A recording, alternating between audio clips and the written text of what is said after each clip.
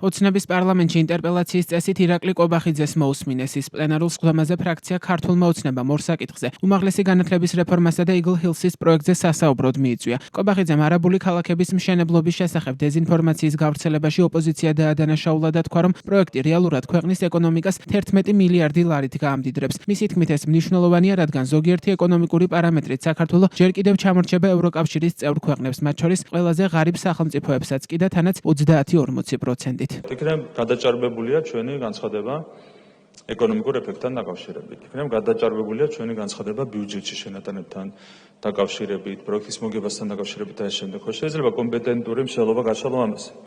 არც ერთი კომპეტენტური მსჯელობა არავისგან. ადრე იყო რუსული კანონი, ეხლა არის არაბული ქალაქი, აი აქამდე არიან დასული. ორი სიტყვა შეუძლიათ ატრიალონ, მესამე სიტყვას უკვე ვერ გადადიან. ეს არის ჩვენი ოპონენტების კომპეტენცია.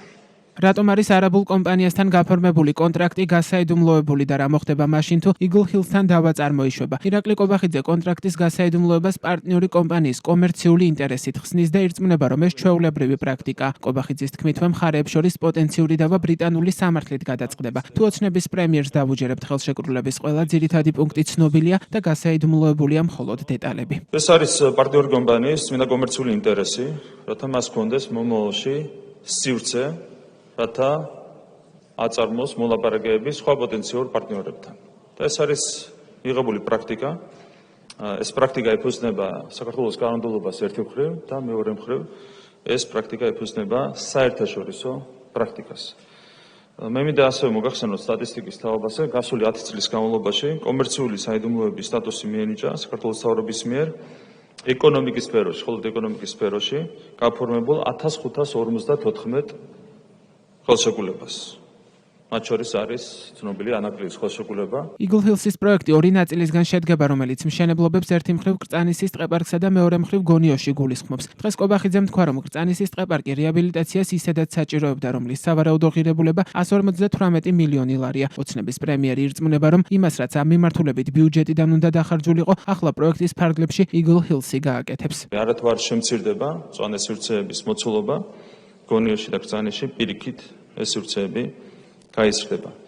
აჩხვა კრწანისის ტყეპარკს, რომელსაც ყავდა ძალიან ცოტა სტუმარი, გამომდინარე მძიმე მდგომარეობიდან, რომელიც ტყეპარკში არის შექმნილი 90-იანი წლებიდან მოყოლებული. ტყეპარკი საჭიროებდა რეაბილიტაციას, ისედაც თბილისის მერიას ჰქონდა წინასწარი გაანგარიშება რეაბილიტაციის სამუშაოებისთვის. და ღირებულება, რეაბილიტაციის სავარაუდო ღირებულება იქნებოდა 158 მილიონი ლარი, რაც უნდა დახარჯულიყო სახელმწიფო ბიუჯეტიდან, საჯარო ბიუჯეტიდან.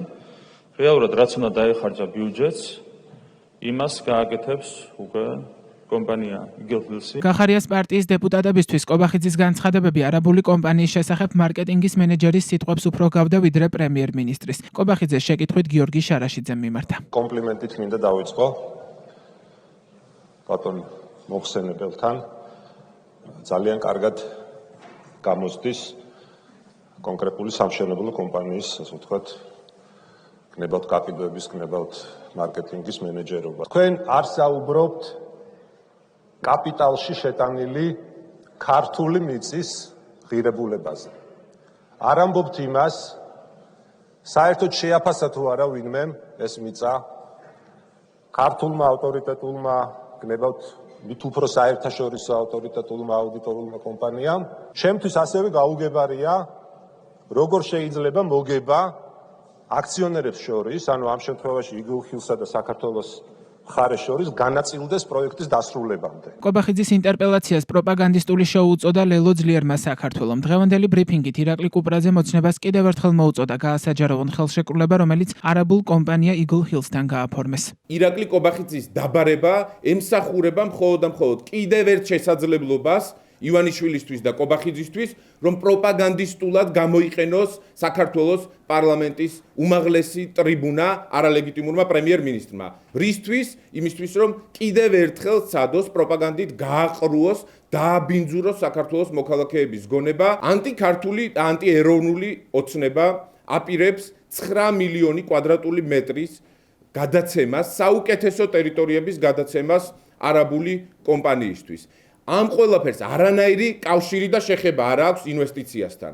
ეს არის გაცემა საქართველოს სიმდიდრის ყოველგვარი რაციონალური არგუმენტაციის, ყოველგვარი ეკონომიკური ინტერესების, ყოველგვარი ეროვნული ინტერესების გათვალისწინების გარეშე. არაბული კომპანია Eagle Hills-ი ქართული ოცნების მთავრობასთან შეთანხმებით თბილისსა და გონიოში ორი პროექტის განხორციელებას გეგმავს. მისი ღირებულება ქართული ოცნების ვერსიით 6.6 მილიარდი დოლარია. ერთი პროექტი თბილისში კრწანისის ტყეპარკსა და მის მიმდებარედ 600 ჰექტარზე ახალი მწვანე ქალაქის აშენებას გულისხმობს. კომპანიის ვებგვერდის მიხედვით პრემიუმ სასტუმროების, მდიდრული საცხოვრებლების, რესტორნებისა და ბარების გასართობის სივრცეების მშენებლობა იგეგმება. მეორე პროექტი კი დაგეგმილია გონიოში ყოფილი სამხედრო პოლიგონის ტერიტორიაზე 250 ჰექტარზე, სადაც იახტ-კლუბის, პრემიუმ სასტუმროების, მდიდრული საცხოვრებლებისა და ბარ-რესტორნების მშენებლობაა დაგეგმილი.